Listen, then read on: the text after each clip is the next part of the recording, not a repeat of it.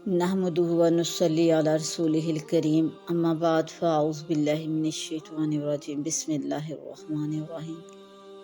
क़ाल अल्लाहु तआला फ़िल क़ुरआनि उदु इला सबीलि रब्बिका बिल हिकमति वल मौइज़ातिल हसनति वजादिलहुम बिल्लती हिया अहसन इन्ना रब्बका हुवा अअलमु बिमन ज़ल्ला अन सबीली व हुवा अअलमु बिल मुहतदीन।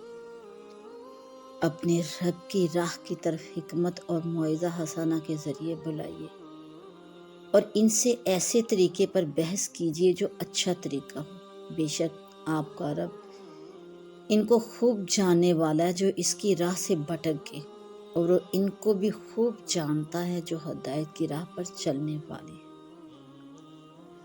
अल्लाह सुब्हानहू ने इस आयत मुबारका में दावत इल्लाह का तरीका बताया और इरशाद फरमाया, उदु इला सबीली रब्बिका बिल हिकमति, आप अपने रब की तरफ हिकमत के ज़रिए बुलाए, वल मौइज़ातिल हसनत, और मौइज़ा हसना के ज़रिए, वजादिलहुम बिल्लती हिया अहसन, और इनसे ऐसे तरीक़े पर बहस कीजिए जो बहुत अच्छा हो। इसमें 3 चीज़ों की रियायत रखने का हुक्म फरमाया गया। अव्वल हिकमत, दूसरा मौइज़ा हसना, तीसरा अच्छे तरीके पर बहस करना। हुक्म तो बेज़ाहिर आप सल्लल्लाहु अलैहि वसल्लम को है इस आयत मुबारका में, लेकिन आपकी तवज्जो से सारी उम्मत को इसका हुक्म फरमा दिया है। हिकमत, मौइज़े हसना, मुजादला बतरीक अहसन, ये तीनों चीज़ें ऐसी हैं कि इनके ज़रिए दावत दी जाए तो अमूमन मुनसिफ मिजाज बात मान लेते हैं और दावत हक कबूल कर लेते हैं। दावत इलल ईमान हो या इमाल स्वालिया की तरफ बुलाया जा रहा है, सब में इन चीज़ों का अख्तियार करना बहुत ही ज़रूरी है। रही बात कि हिकमत से क्या मुराद है, तो इसके बारे में बहुत से मुफस्सिरीन के अक़वाल हैं, यानी वो सही बात जो नफ्स इंसानी में खूबसूरत तरीके पर वाक़या हो जाए। हिकमत की दूसरी तारीफ़ें भी की गई हैं, लेकिन सबका हासिल ये है कि ऐसे तरीके पर बात की जाए जिसे मुखातब कबूल कर ले। ये तरीके अफराद और अहवाल के एतबार से मुख्तलिफ होते हैं। जो शख्स इखलास के साथ ये चाहता हो कि मुखातबिन मेरी बात को कबूल ही कर ले, वो इसके लिए तदबीरें सोचता है, वास्तों को इस्तेमाल करता है, नरमी से काम लेता है, सवाब बताता है और अजाब से भी डराता है। मौका देख कर बात करता है, जो लोग मशगूल हों इनसे बात करने के लिए फुर्सत का इंतज़ार करता है, और इतनी देर बात करता है जिससे वो तंग दिल या मलूल ना हो जाए। अगर पहली बार मुखातबीन ने असर ना लिया तो फिर मौके का मुंतज़र रहता है, फिर जब मौका पाता है फिर बात कह देता है। इसमें ज़्यादातर नरमी ही का काम लिया जाता है। अल्लाह जल्ला शानू ने जब हज़रत मूसा और हारून अलैहिस्सलाम को फ़िरौन के पास जाने का हुक्म इरशाद फरमाया, तो इरशाद फरमाया, फ़क़ूला लहू क़ौलन लय्यिनन लअल्लहु यतज़क्करु औ यख़्शा, कि सो तुम दोनों इससे नरमी के साथ बात करना, मुमकिन है कि वो नसीहत कबूल कर ले या डर जाए। अलबत्ता अपने लोगों को मौके की बनास्बत कभी सख्ती से खिताब करना भी मुनासिब होता है, जैसा आप सल्लल्लाहु अलैहि वसल्लम ने हज़रत मुआज़ बिन जबल को सख्ती से मुखातब फरमाया जबकि उन्होंने इशा की नमाज में लंबी किरात कर दी थी। साहिब हिकमत अपने नफ्स के उबार और किसी बुग़्ज़ व हसद की वजह से मुखातब को नहीं डांटता। दाई के लिए ज़रूरी है कि नासिह यानी खैर ख्वाह भी हो और अमीन यानी ईमानतदार भी हो, जैसा हज़रत हूद अलैहिस्सलाम ने अपनी कौम से इरशाद फरमाया, व अना लाकुम नासिहुन अमीन, और मैं तुम्हारे लिए खैर ख्वाह हूँ, अमीन हूँ। हिकमत का ये भी तकाज़ा है जो बहुत ही आम है कि दीन को आसान करके पेश करे और नफ़रत पैदा होने का सबब ना बने। हज़रत अनस रज़ियल्लाहु अन्हु से रिवायत है कि रसूलुल्लाह सल्लल्लाहु अलैहि वसल्लम ने इरशाद फरमाया, यस्सिरु वला तुअस्सिरु व बश्शिरु वला तनफिरु, आसानी के साथ बात करो और सख्ती से पेश ना आओ, और बशारत दो, नफ़रत ना लाओ। बहुत से लोगों में हक कहने का जज्बा तो होता है, لیکن وہ موقع نہیں دیکھتے، ہتھوڑا مار کی طرح بات ڈال دیتے ہیں کہ ہم نے تو بات کہہ دی، اپنا کام کر دیا، لیکن اس سے مخاطب کو فائدہ نہیں پہنچتا، بلکہ بعض مرتبہ ضد اور عناد پیدا ہو جاتا ہے۔ ہاں، جہاں پر حق دب رہا ہو وہاں زبان سے کہہ دینا بھی بڑی بات ہے۔ ایسے موقع پر حکمت کا تقاضا یہی ہوتا ہے کہ حق کلمہ کہہ دیا جائے۔ اسی کو فرمایا افضل الجہاد من قال کلمات حق کی عند سلطان جاب۔ سب سے زیادہ فضیلت والا جہاد اس شخص کا جہاد ہے جس نے ظالم بادشاہ کے سامنے حق بات کہہ دی۔ حکمت کی باتوں میں سے یہ بھی ہے کہ بات کہنے میں اس کا لحاظ رکھا جائے کہ سننے والے ملول اور تنگ دل نہ ہو۔ حضرت عبداللہ بن مسعود رضی اللہ تعالیٰ عنہ ہر جمعرات کو لوگوں کے سامنے بیان کیا کرتے تھے۔ ایک شخص نے کہا کہ اگر آپ روزانہ بیان فرمایا کرتے تو اچھا ہوتا۔ حضرت عبداللہ بن مسعود نے ارشاد فرمایا کہ میں روزانہ اس لیے بیان نہیں کرتا کہ تمہیں ملول اور تنگ دل کرنا گوارا نہیں، میں تمہیں رغبت کے ساتھ موقع دیتا ہوں، جیسا کہ آپ صلی اللہ علیہ وآلہ وسلم نے ہمیشہ ہمارے لیے موقع کا دھیان رکھا تاکہ ہم تنگ دل نہ ہو جائے۔ حکمت کے تقاضوں میں سے یہ بھی ہے کہ لوگوں کے سامنے ایسی باتیں نہ کریں جو ان کی سمجھ سے بالا تر ہوں، اور ایسی باتیں بھی نہ کریں جو لوگوں کے لیے عجوبہ بن جائے۔ اگرچہ باتیں صحیح ہوں، لوگوں کو قریب کرتے رہیں، تھوڑا تھوڑا علم ان کے دلوں میں داخل کرتے رہیں۔ لوگ جب بات کو سمجھنے کے قابل ہو جائیں اس وقت وہ بات کہیں۔ حضرت علی رضی اللہ تعالیٰ عنہ نے بیان فرمایا، حدث الناس بما یعرفون تحبون ان یکذب اللہ ورسولہ، یعنی لوگوں کے سامنے وہ باتیں بیان کرو جنہیں وہ پہچانتے ہوں۔ کیا تم یہ چاہتے ہو کہ اللہ اور اس کے رسول کو جھٹلایا جائے؟ مطلب یہ ہے کہ بات تم صحیح پیش کرو گے لیکن مخاطبین کی سمجھ سے بالا تر ہوگی تو وہ کہیں گے کہ ایسا نہیں ہے، یا یوں کہیں گے کہ ایسا نہیں ہو سکتا۔ اسی وجہ سے حضرات علماء کرام نے بھی فرمایا کہ جس علاقہ میں جو بات، جو قرات، جو روایت رائج ہو، عوام کے سامنے مجمع میں اسی کو پڑھا جائے تاکہ سننے والے اس کو یہ نہ کہیں کہ یہ قرآن غلط پڑھ رہا ہے، یا حاضرین یہ نہ کہیں کہ اس نے غلط قرآن پڑھ دیا، یا تکذیب نہ کر دیں کہ یہ بات تو غلط ہے۔ حکم کے تقاضوں میں سے ایک یہ بھی ہے کہ اجتماعی خطاب میں سختی ہو اور انفرادی گفتگو میں نرمی۔ حکمت کے طریقوں میں سے ایک یہ بھی ہے کہ کسی شخص کو کسی غیر شرعی کاموں میں مبتلا دیکھے تو بجائے اس سے خطاب کرنے کے محفل عام میں یوں کہہ دے کہ کچھ لوگ ایسے ہوتے ہیں جو گناہوں میں مبتلا رہتے ہیں، فلاں فلاں گناہ کی یہ وعید ہے۔ اس طرح سے ہر وہ شخص متنبہ ہو جائے گا جو اس گناہ میں مبتلا ہوگا۔ آپ صلی اللہ علیہ وآلہ وسلم بعض مرتبہ یوں بھی خطاب فرماتے تھے، ماں بال اقوام یفعلون کذا کما قال ماں بال اقوام یصنعون۔ لفظ حکمت بہت جامع لفظ ہے، اس کی جتنی بھی تشریح کی جائے کم ہے۔ مالی طور پر یہ سمجھ لیا جائے کہ جس فرد یا جس جماعت سے خطاب کرنا ہے ان سے اس طرح بات کی جائے کہ بات قبول کر لینا اقرب ہو، اور ایسا انداز اختیار کیا جائے جس سے وہ وحشت میں نہ پڑ جائے، دائی کے طریقہ کار کی وجہ سے نہ چڑ جائیں، نہ عناد پر کمر باندھ لیں۔ مقصد صرف حق قبول کرانا ہو، نفرت دلانا نہ ہو۔ جب کوئی شخص نیک نیتی سے اس مقصد کو لے کر آگے بڑھے گا تو خیر پہنچانے کے وہ طریقے اس کے ذہن میں آئیں گے جو اسے کسی نے نہیں بتائے اور جو اس نے کتابوں میں نہیں پائے انشاءاللہ تعالی۔ اور واضح رہے کہ کسی فرد یا جماعت کو راہ حق پر لانے کے لیے خود گناہ کرنا حلال نہیں۔ بعض لوگ دوسروں کو ہدایت دینے کے لیے بدعتوں میں شریک ہو جاتے ہیں یا جانتے بوجھتے ہوئے مال حرام سے دعوت کھا لیتے ہیں۔ یہ طریقہ شریعت کے خلاف ہے۔ ہمیں یہ حکم نہیں دیا گیا کہ دوسرے کو خیر پر لگانے کے لیے خود گناہ گار ہو جائیں۔ اللہ سبحانہ کی طرف سے دعوت دینے کا ارشاد فرماتے ہوئے مزید اللہ جل شانہ نے قرآن پاک میں ارشاد فرمایا الموعظۃ الحسن، کہ موعظہ حسنہ کے ذریعے دعوت ہو۔ یہ لفظ بھی جامع ہے ترغیب و ترہیب والی آیات اور احادیث بیان کرنا، اور ایسی روایات سنانا جن سے دل نرم ہو، اور ایسے واقعات سامنے لانا جن سے آخرت کی فکر ذہنوں میں بیٹھ جائے، اور گناہ چھوڑنے اور نیک اعمال اختیار کرنے کے جذبات قلوب میں بیدار ہو جائیں۔ یہ سب چیزیں موعظہ حسنہ میں آ جاتی ہیں۔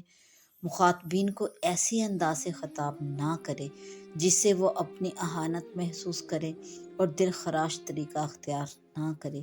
جب اللہ جل شانہ کی راہ پر لگانا ہے تو پھر ایسی طریقے اختیار کرنا جس سے لوگ مزید دور ہو جائے، اس کی گنجائش بالکل نہیں ہو سکتی۔ اگر کوئی ایسا کرے گا تو اس کا عمل موعظہ حسنہ کے خلاف ہو جائے گا۔ تیسری بات اللہ سبحانہ نے جو اس آیت مبارکہ میں ارشاد فرمائی وہ یہ وجادلہم باللتی ہی احسن، کہ ان سے اچھے طریقے سے جدال کرو۔ جدال سے جھگڑا کرنا مراد نہیں بلکہ سوال جواب مراد ہے، جس کا ترجمہ مباحثہ سے کیا گیا ہے۔ جن لوگوں سے خطاب ہو ان میں بہت سے لوگ باوجود باطل پر ہونے اور اسلاف کی تقلید جامد ہونے کی وجہ سے حق کو دبانے کے لیے الٹے سوال کرتے ہیں۔ ان کا جواب دینے کے لیے ایسا راستہ اختیار کرنا پڑتا ہے جس سے ان کا منہ بند ہو جائے، اور ان کو لاجواب ہونے کو دیکھ کر ان کے ماننے والے گمراہی سے منحرف ہو جائے۔ یعنی کہ آپ ان کا منہ بند کرنے کے لیے، ان کے جواب دہی کے لیے وہ طریقہ اختیار کریں جو ان کو لاجواب کر دے، اور دیکھنے والے، ان کے ماننے والے ان کو دیکھ کر گمراہی سے منہ موڑ لیں اور حق کو قبول کر لیں۔ جب کسی شخص میں اخلاص ہوتا ہے اور اللہ کے بندوں کی ہمدردی پیش نظر ہوتی ہے تو اللہ کی توفیق سے سوال جواب اور مباحثہ میں امید کے اور نرمی اور مؤثر طریقے سے گفتگو کی توفیق بھی ہو جاتی ہے۔ حضرات انبیاء کرام کو دیوانہ، جادوگر، گمراہ، احمق کہا گیا، اور بہت سے سوالات ان سے جو حق سے دور تھے کیے گئے۔ ان حضرات نے صبر و تحمل سے کام لیا، جس کے واقعہ سورہ اعراف اور سورہ ہود اور سورہ شعراء میں ذکر ہے۔ اگر کوئی شخص برے طریقے پر ہو اور برے طریقے سے پیش آئے تو اس سے اچھے طریقے سے پیش آنا لازمی ہے۔ سورہ حامیم سجدہ میں فرمایا وَمَنْ أَحْسَنُ قَوْلًا مِّمَّنْ دَعَا إِلَى اللَّهِ وَعَمِلَ صَالِحًا وَقَالَ إِنَّنِي مِنَ الْمُسْلِمِينَ وَلَا تَسْتَوِي الْحَسَنَةُ وَلَا السَّيِّئَةُ وَقَدْ ادْفَعْ بِالَّتِي هِيَ أَحْسَنُ فَإِذَا الَّذِي بَيْنَكَ وَبَيْنَهُ عَدَاوَةٌ كَأَنَّهُ وَلِيٌّ حَمِيمٌ وَمَا يُلَقَّاهَا إِلَّا الَّذِينَ صَبَرُوا وَمَا يُلَقَّاهَا إِلَّا ذُو حَظٍّ عَظِيمٍ۔ اور اس سے اچھی کسی شخص کی بات ہوگی، اور کس کی بات اس سے اچھی ہوگی جو اللہ کی طرف بلائے اور نیک عمل کرے اور یوں کہے کہ میں فرمان برداروں میں سے ہوں، اور نہیں برابر ہوتی اے اچھی خصلت اور بری خصلت۔ تو اس طریقے پر دفع کر جو طریقہ اچھا ہو۔ پھر اچانک وہ شخص جس میں دشمنی تھی ایسا ہو جائے گا جیسا خالص دوست ہوتا ہے، اور یہ خصلت انہی لوگوں کو دی جاتی ہے جنہوں نے صبر کیا، اور انہی کو دی جاتی ہے جو بڑے نصیب والے۔ پھر اللہ جل شانہ نے سورہ قصص میں ارشاد فرمایا لوگ جو لغو باتیں سنتے ہیں تو اس سے اعراض کر لیتے ہیں اور کہتے ہیں کہ ہمارے لیے ہمارے مال ہیں اور تمہارے لیے تمہارے مال ہیں، تم پر سلام ہو، ہم جاہلوں سے الجھنا نہیں چاہتے۔ جاہلوں اور اناد رکھنے والوں سے خوش اسلوبی کے ساتھ نپٹنا پڑتا ہے۔ اگر دائی حق نے بھی جاہل اور اناد کے مقابلے میں آستینیں چڑھا لی، آنکھیں سرخ کر لی، لہجہ تیز کر لیا، ناشائستہ الفاظ زبان سے نکال دیے، تو پھر دائی اور مدعو اور صاحب حق اور صاحب باطل میں فرق ختم ہو گیا۔ حضرت ابراہیم علیہ السلام سے ایک بادشاہ نے جس کا نام نمرود بتایا جاتا ہے، اللہ تعالیٰ کے بارے میں بحث کی۔ جب حضرت ابراہیم علیہ السلام نے فرمایا ربی الذی یحیی و یمیت، کہ میرا رب وہ ہے جو زندہ کرتا ہے اور موت دیتا ہے۔ تو اس پر اس نے جیل خانے سے 2 قیدی بلائے، ان میں سے ایک کو قتل کر دیا اور ایک کو رہا کر دیا، اور کہنے لگا میں بھی زندہ کرتا ہوں اور موت دیتا ہوں۔ اس نے اپنی جہالت سے یا اناج سے ایسا کیا۔ حضرت ابراہیم نے زندہ کرنے اور موت دینے کے بارے میں بحث کرنے کے بجائے بات کا انداز بدل دیا اور فرمایا کہ میرا رب وہ ہے جو سورج کو پورب سے لے کر آتا ہے، تو اسے مغرب سے لے آ۔ یہ سن کر وہ کافر حیران رہ گیا اور کوئی جواب بھر نہ پڑا۔ اگر حضرت ابراہیم علیہ السلام زندہ کرنے اور موت دینے کا مفہوم متعین کرنے اور سمجھانے اور منوانے میں لگتے تو ممکن تھا کہ وہ جاہل کافر غلط مفہوم پر ہی اڑا رہتا۔ حضرت ابراہیم نے بات کا انداز ایسا اختیار فرما لیا جس سے وہ کافر جلد ہی خاموش ہو گیا۔ یہ واقعہ اللہ جل شانہ نے سورہ بقرہ میں ارشاد فرمایا۔ حضرت ابراہیم علیہ السلام کا ایک اور واقعہ بھی جو سورہ انبیاء میں اللہ جل شانہ نے ارشاد فرمایا، وہ کچھ اس طرح سے ہے کہ ان کی قوم بت پرست تھی۔ حضرت ابراہیم علیہ السلام نے ایک دن ان بتوں کو توڑ ڈالا۔ وہ لوگ کہیں گئے ہوئے تھے، واپس آئے تو دیکھا کہ بت ٹوٹے ہوئے ہیں۔ کہنے لگے کہ ابراہیم کیا تم نے یہ کیا؟ انہوں نے فرمایا کہ یہ ان کے بڑے نے کیا، اور اگر بولتے ہیں تو انہی سے پوچھ لو۔ اس پر وہ لوگ کہنے لگے یہ تو تمہیں معلوم ہے کہ یہ تو بولتے ہی نہیں۔ حضرت ابراہیم علیہ السلام نے گفتگو کرتے کرتے انہیں یہاں تک لے آئے اور ان سے کہلوا دیا کہ یہ بولتے نہیں، تو اب تبلیغ فرمائی اور توحید کی دعوت دی۔ قال اتعبدون من دون اللہ ما لا ينفعکم شیئا ولا يضرکم اف لکم ولم تعبدون من دون اللہ افلا تعقلون۔ سو تم ایسی چیز کی عبادت کرتے ہو جو تمہیں نہ نفع دے سکے اور نہ نقصان پہنچا سکے۔ تم پر افسوس، کیا تم سمجھ نہیں سکتے؟ یہ ترکیب سے بات کرنا اور تدبیر سوچنا سب موعظہ حسنہ میں داخل ہیں۔ رسول اللہ صلی اللہ علیہ وآلہ وسلم نے کبھی اصلاح کے لیے یہ طریقہ اختیار فرمایا کہ کسی کی غلطی پر متنبہ فرمانے کے لیے 22 مرتبہ سلام کا جواب نہیں دیا۔ حضرت عمار بن یاسر رضی اللہ عنہ نے بیان فرمایا کہ میں ایک مرتبہ سفر سے آیا، میرے ہاتھ پھٹے ہوئے تھے، میرے گھر والوں نے ان پر زعفران لگا دیا۔ ان کے بعد میں صبح کو آپ کی خدمت میں حاضر ہوا تو آپ صلی اللہ علیہ وآلہ وسلم کو سلام کیا۔ آپ صلی اللہ علیہ وآلہ وسلم نے سلام کا جواب دیا اور فرمایا جاؤ اس کو دھو ڈالو۔ اور آپ صلی اللہ علیہ وآلہ وسلم کا ایک طریقہ یہ بھی تھا کہ کسی کے پیچھے کو کلمہ فرما دیا، وہ اسے پہنچ گیا، اس پر اس نے اپنی اصلاح کر لی۔ حضرت خدیم اسدی ایک صحابی تھے، آپ صلی اللہ علیہ وآلہ وسلم نے فرمایا خدیم اچھے آدمی ہیں اگر ان کے بال بہت لمبے نہ ہوتے اور تہمد لٹکا ہوا نہ ہوتا۔ حضرت خدیم کو یہ بات پہنچ گئی تو انہوں نے اپنے بال کاٹ لیے جو کانوں تک رہ گئے اور اپنے تہمد کو آدھی پنڈلی تک کر لیا۔ ایک مرتبہ آپ صلی اللہ علیہ وآلہ وسلم باہر تشریف لے گئے، وہاں دیکھا ایک اونچا کعبہ بنا ہوا ہے۔ آپ صلی اللہ علیہ وآلہ وسلم نے صحابہ سے پوچھا یہ کیا ہے؟ عرض کیا کہ یہ فلاں انصاری کا ہے۔ آپ صلی اللہ علیہ وآلہ وسلم خاموش ہو گئے اور اس بات کو اپنے دل میں رکھا۔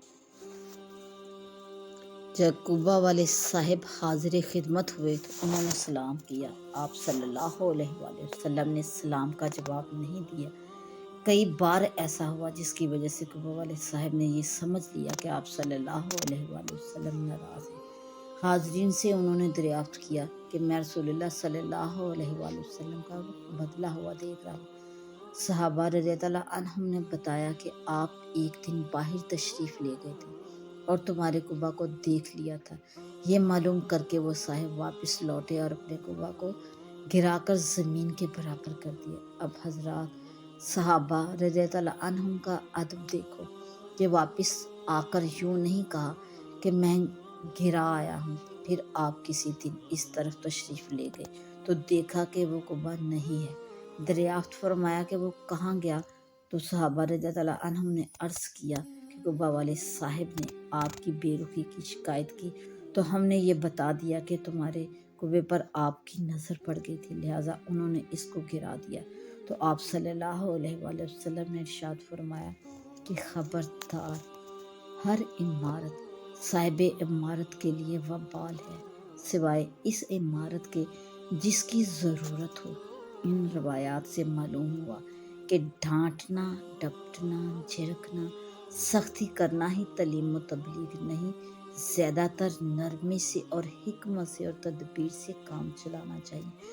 کہیں ضرورت پڑ گئی تو سختی بھی کر لینی چاہیے، لیکن ہمیشہ نہیں۔ بہت سے لوگوں کو دیکھا جاتا ہے کہ وہ دوسروں کے سامنے تو نرمی اور تواضع سے پیش آتے ہیں، لیکن اپنی آل اولاد کے ساتھ صرف سختی اور مار پٹائی ہی کا معاملہ کرتے ہیں، جس سے بعض بچوں کو ضد ہو جاتی ہے۔